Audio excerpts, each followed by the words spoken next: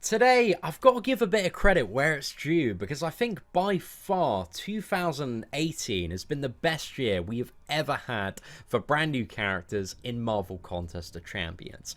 It seems like every single month there's at least one or two characters that are just absolutely insane, bring so much new stuff to the table in terms of like little interesting mechanics, which for certain characters have kind of created new play styles, and I think this year has been overall really good. We've had so many characters, and making this list of the top 10 champions of 2018 was difficult, lads. There were so many contenders this year, and looking back on previous years, you know, there's been clear winners, man, absolute clear winners for the top 10, but this year was hard, man. There's like 21 champions. I was kind of debating being in the top 10 today, and we have really kind of whittled this down.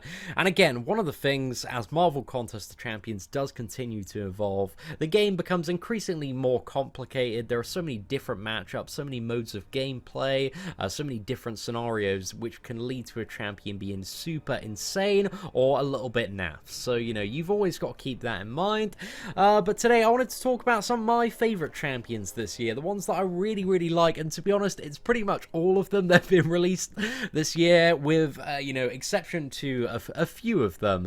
However, we are going to give some honorable mentions to people who don't make the list at the end of this video. But it's tough, boys. It's really tough, and you're going to see how tough it is with our number 10, who coming in at the number 10 spot on the list. The first champion, number 10 down this list, is Emma Frost. And Emma Frost is an absolute Goliath of a champion. She's so fun to play. She's got so many uses. She's a bit of a Swiss Army knife of utility. Got her diamond and telepath form, and she's always going to start the fight in diamond form. And when she does, she's going to be immune to pretty much everything. You've got like pretty much triple immunities, plus stun immunity, Iceman immunity, you know, like so much that she can handle like straight off the bat in terms of dealing with certain fights and certain nodes. So a massive Swiss Army knife, very good for questing, Alliance quest. Some people as well even bring her into Alliance War to deal with certain paths. But Emma Frost, overall, man, such a great character, fantastic addition to the game. And I think one of the really good things about Emma Frost as well is she doesn't need to be awakened to be a fantastic character as well. But again, there's so much she can do. Reduce ability accuracy reduction while she's in a telepath form. Can also counter evade as well. So yeah, there's just a crazy amount Emma Frost can do. So she comes in at my number 10. I've got her in my God tier column. She definitely deserves it. She's such a good addition to the game. And yeah, I'm very excited for her to be added into the basic crystals. I think it's in 3 weeks time. People are going to be pulling her just out of the basics, so that's pretty crazy as well. Very good news there. But for number 9, we have Symbiote Supreme, who has been one of my favorite personal characters this year. We've currently got him as a 5-star character, unawakened at rank 4. I love Symbiote Supreme. We've used him for so many different challenges, and he's become very useful in stuff like the maze. Also the Champions Clash, very valuable for the Hyperion and the final champion there. But the essential rule for Symbiote Supreme, kind of like in an Archangel S style, is if the opponent has buffs and if you can bleed them, Symbiote Supreme is probably the best option for that fight. He is so good when he can take advantage of the buffs. You have massive damage, but Symbiote Supreme is one of those characters you need to get to the special free, activate his like insane all phases phase, and then you just win the game from there on out. So it's very straightforward, so much fun to play. The character looks badass, he feels so badass to play. So yeah, Symbiote Supreme, man, absolutely love this character, great addition, and it's only a couple more months before he's going to be available on the crystals as well. And he's going to be such a great character for so many people to pull, even unawakened. So absolutely love Symbiote. Now, number 8 on the list is the most recently released character. And this is a character, he's fairly new to the game, he's fairly new to the meta. So we haven't had a chance to fully explore him. I've watched a little bit of gameplay so far, and I've got a rough handle on him. It's Darkhawk, ladies and gentlemen. So I think at his base, what makes Darkhawk so good is he's a double immunities champion with really high damage output. Granted, said that ideally for Darkhawk, you do need to have him awakened, have him at high signature level to really get a lot of that benefit there. But double immunities are high damage, bit of regeneration as well, some very interesting utility in terms of the power gain reduction.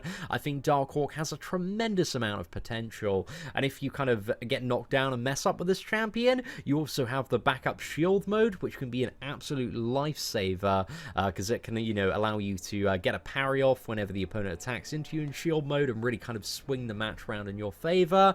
So yeah, I think Darkhawk is going to be a very, very popular champion moving into next year. But also I'm kind of aware of all the prerequisites of getting him awakened, having a high sig level. But even unawakened, man, he's not the worst champion in the world to pull. Definitely can do a lot more, but having the immunities is very, very valuable there. And the regeneration, especially on a very, very stacked Darkhawk, is really going to add up on those big, long fights and encounters. So yeah, I think Darkhawk's an absolute banger. So he comes in at number 8 there. And then next up at number 7, one of my personal, maybe my favorite character at the moment to play, arguably, is Captain America Infinity War. This dude is so much fun. There are so many clever ways you can play Captain America Infinity War, using his heavy attack, kind of getting a huge amount of damage in very, very small amount of hits. Also countering evade champions that can be stun champions who you don't want to give too much power to, just by kind of parry and heavy spamming. Also works for thorns and all sorts of stuff,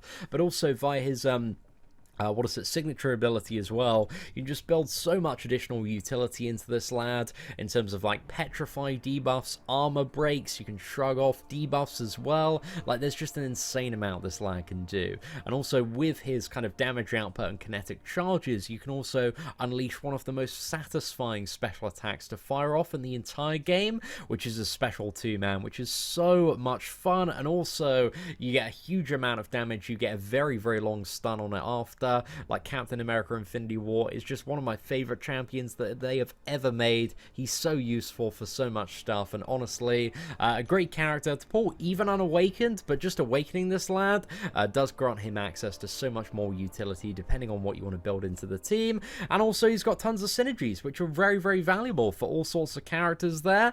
So yeah, there is just so much to talk about in terms of Captain America Infinity War, but that's basically the headline, man. He's a really good character to you know, spend a lot of time looking into, though. Next up, at number 6, if you love the Suicide Masteries, that big damage boost, this is probably your favorite champion to be released this year. Omega Red pretty much has double immunities, poison immune and bleed immune 90%, but also while he's bleeding, you get a massive bonus on the damage, so it's not really much considering this character as well has insane regeneration potential. Like with his special 3 and the death spores, you can kind of siphon those off and turn them into massive healing, and that's much easier to do when you're bleeding a lot. So when you're actually suffering from a bleed node, this character just goes absolutely insane, and if you're running the Suicide Masteries, you're having a really, really great time as well.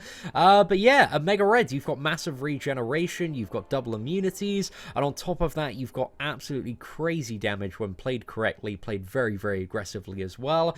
Some interesting utility with his tentacles that allow him to go through blocks some of the time, but also bypass the damage back on champions like Korg and also Electro. So yeah, there's just so much interesting stuff that you can do with the Omega Red. And also the majority of his damage over time being kind of dealt via this degeneration, where a lot of characters just really aren't immune to degeneration. I think Gladiator Hulk is the only one that has a bit of a negative when fighting Omega Red. When you're, you know, fighting the Gladiator Hulk there, you can just get through so many immunities champions with him. So yeah, Omega Red, absolute solid champion, man. One of the best this year. Such a crazy option for so much stuff. So yeah, I love Omega Red, man. He's so much fun to play.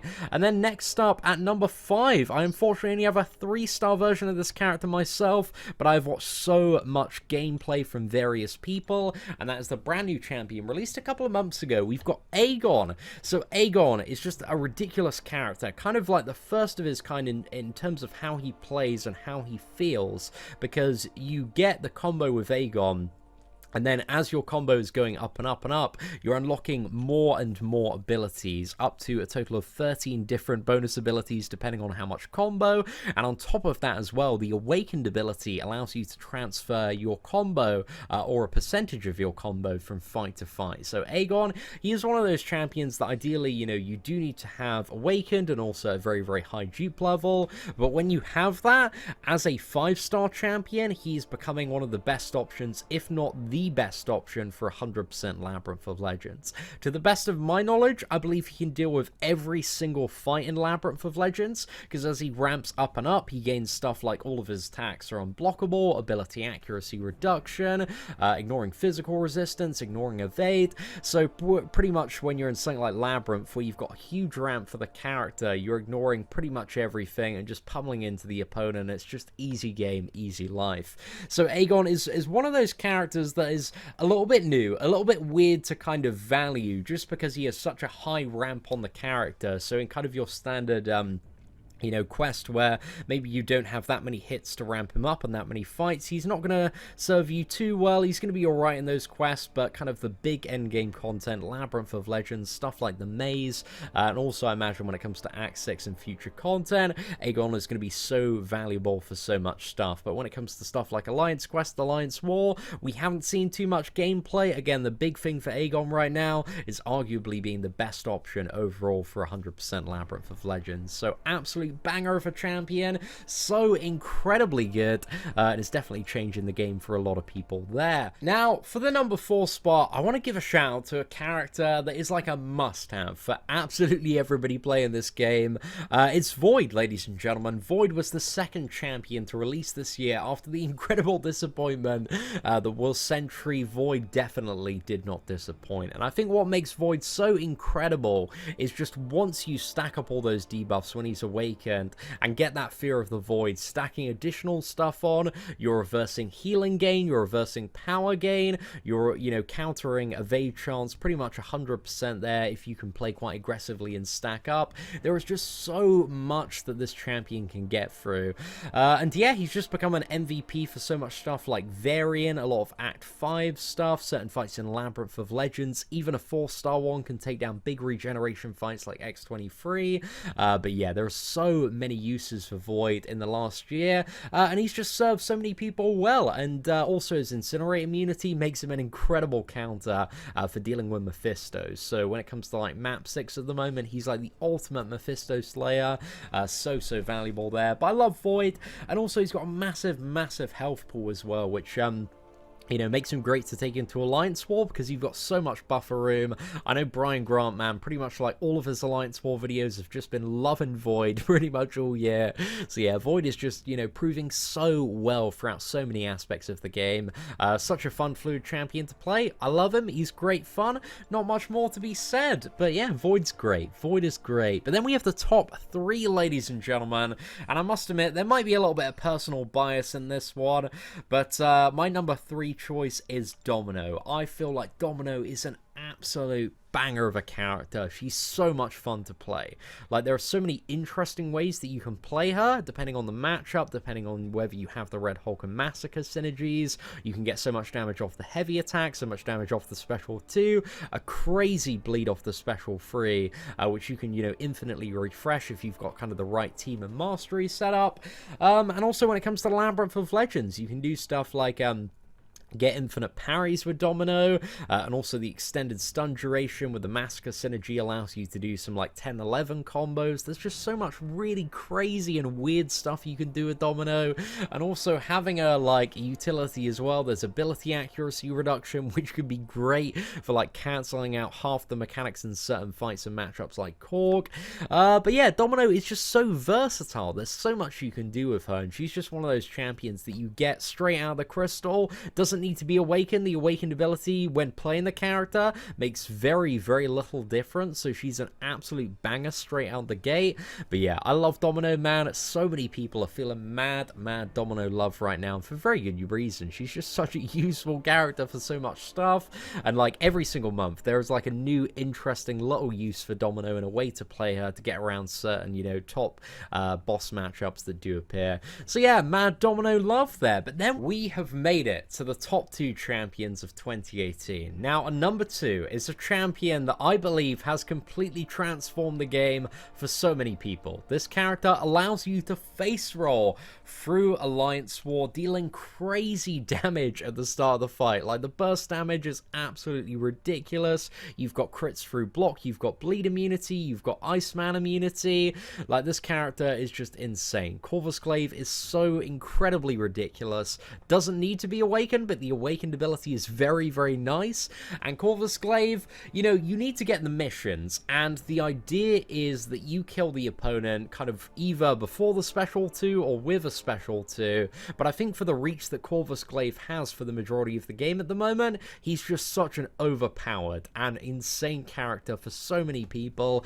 Like, if you're currently playing Alliance War, you know, Corvus Glaive is the way to absolutely decimate the majority of paths and get a very, very easy win. So yeah, Corvus, man, he's so much fun to play. He's been effective for so much stuff, so many challenges, and he can reach to pretty much every single thing in the game, aside from, like, Labyrinth of Legends. He's not really great there, so a bit of a counterpart to Aegon, potentially. But Corvus, you know, for the majority of stuff, like Uncollected Monthly Event Quest, he has just been such an MVP for so many people, and people are just ruining the game with Corvus Glaive, man, absolutely decimating, and he's very, very fun to play, and tons of cool stuff that you can do with him. So yeah, I love Corvus, man. He's super, super fun, a great addition to the game, really do enjoy him. Now, at the number 1 spot, we have probably the most versatile champion that's ever been added to the game. This character is insane, beyond god tier, without a shadow of a doubt. I love Ghost. Ghost is such a fun character to play, and I think in terms of playing Ghost very, very well, she's not a character that you can pick up and expect to play well for at least a couple of weeks. You do need a lot of practice to play very, very well with Ghost, with her phasing mechanic, with a guaranteed crits, with a heavy attack. There's a lot of depth to playing Ghost really, really well, and a lot of very interesting stuff you can do in a variety of matchups. But I think one of the most powerful things about Ghost is really just her phasing mechanic, kind of dashing back and being able to remove all of the debuffs, and also kind of make you immune to damage with, like, the hood synergy as well, so you can tank special freeze while you're invisible. There isn't really much that Ghost can't do, to the best of my knowledge. I've been watching Panama Pete's videos for ages, and also there are quite a few Ghost players that are coming out of the woodwork, posting all sorts of YouTube videos, but there's one from Let's Play as well, versus the Infinity War Iron Man in the maze, and the fact that Ghost has guaranteed crits on her special 2 if you swipe back and kind of punch it at the right time, just absolutely shreds through that Infinity War Iron Man. It's like a 450k one, and it's down in like a minute and a bit. It's just absolutely ridiculous. This character has so much utility potential, so much skill with her phasing to kind of, you know, stand there and be invisible and kind of counter-attack at the right time to get past matchups like stun immunity, Korg.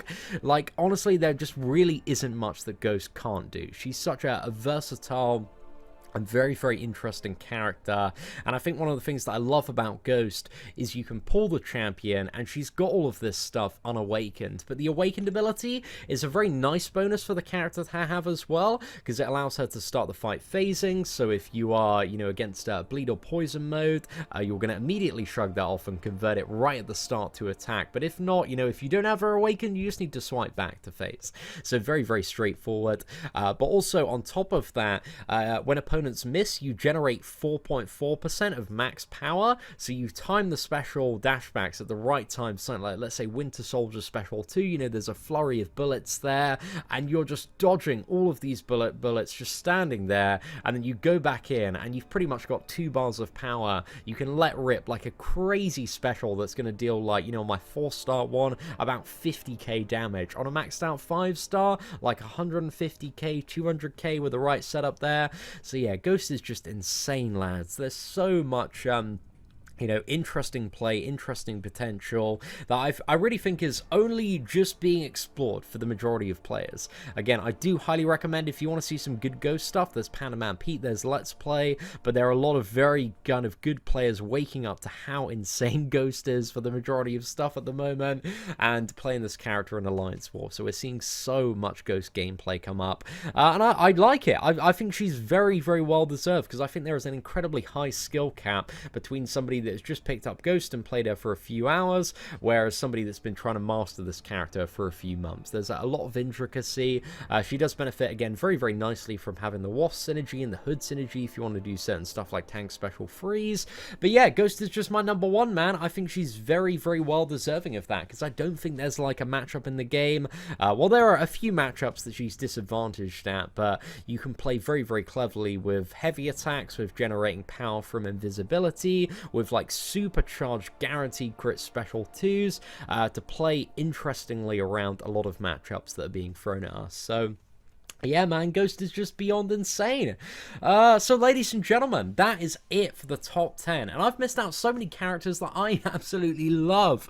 I want to give a crazy shout out to like 11 characters that didn't make the list that I really, really like. I love Killmonger. Killmonger's very, very fun to play. His True Strike's great. Venom the Duck is so fun. Sabretooth is great. Gladiator Hulk, Proxima Midnight, Heimdall Massacre, Iron Man Infinity War, Sentinel, Night Thrasher, and Korg. Just absolute banging characters, but didn't quite make the cut. They were very, very close though. As you can see, like starting at Emma Frost, man, this list was very, very contentious. But I wanted to, you know, get my thoughts and opinions out there and just talk about some of the characters that I really, really enjoyed this year. Overall, there have been so many amazing characters this year. The design has been phenomenal. So many characters have really interesting mechanics in certain matchups, and the game has got so much more complicated as a result of it. But, you know, as somebody that plays Marvel Contest of Champions in his parents' garden all day, I like playing all these super fun, intricate, complicated characters, and I think there's quite a niche for it in the endgame community that people are really, really enjoying, kind of revitalizing that joy of the game. And I imagine as more of these characters become increasingly more and more available, hopefully that joy is going to spread to the rest of the community, and you can all enjoy some of these crazy beyond god tier champions that have dropped this year. So yeah, ladies and gentlemen, who was your favorite character of 2018? Let me know in the comment section below. Thank you so much for watching today's video. If you did enjoy it, feel free to smash that like button. That'd be greatly appreciated. Aside from that, thank you very much for watching. Take care, and I hope that you have an absolutely fantastic day.